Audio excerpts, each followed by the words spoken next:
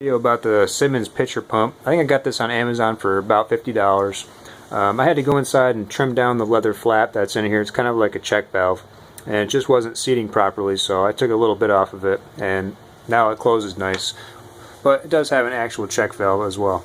This is basically a 2-inch PVC sand point.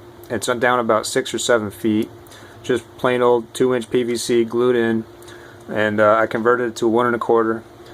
Screwed on check valve, a little stainless steel nipple, and basically you can use this pump to clear a well that you just put down. Get rid of the majority of the sand and silt rather than hooking up your electric pump and getting all that into your electric pump. This thing can handle that sand and silt. It just has a leather cup that goes through this like a piston, and it really develops quite a lot of suction when it's installed properly and there's no air leaks. You can really move some water. Maybe 4 or 5 gallons per minute I've been able to get out of this thing when I hook it up to like a pair of well points. And of course that's only 6-7 feet deep. If you're up, you know, a little higher, if you're 20 feet, it's not going to pump 4 or 5 gallons per minute without a, you know, without a bigger pump. But these little guys, they get the job done. Clear out a well. They're cheap.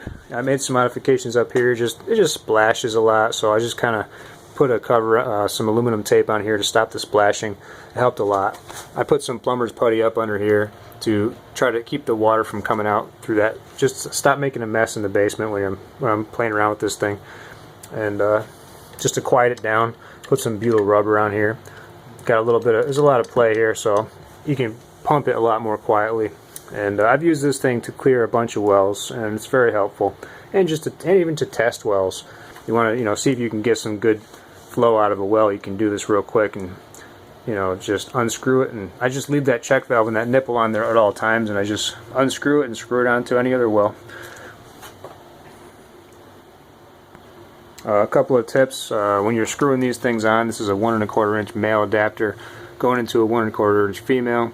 What I usually do is I wrap these with 4 layers of thick Teflon, which is the yellow stuff or pink stuff or blue stuff. You don't want to use the really thin white stuff on a good size fitting like that.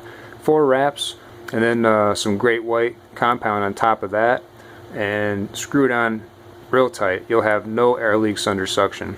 I've tested different methods and struggled and strived to get perfect seals. This is one way to get a perfect seal every time. It's a little messy when you're taking it apart, but it's worth the trouble.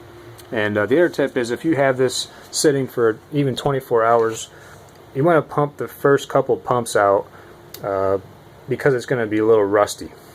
It's just inside this piston area is raw steel, iron, just a little bit exposed to the water like that, especially in my case because I have a little bit of salt in the water. It just, that first couple pumps comes out kind of rusty and kind of nasty, so I always recommend trying to remember to clear that before you, if you're going to use it for watering plants or whatever you're going to use it for, you might want to clear that out first.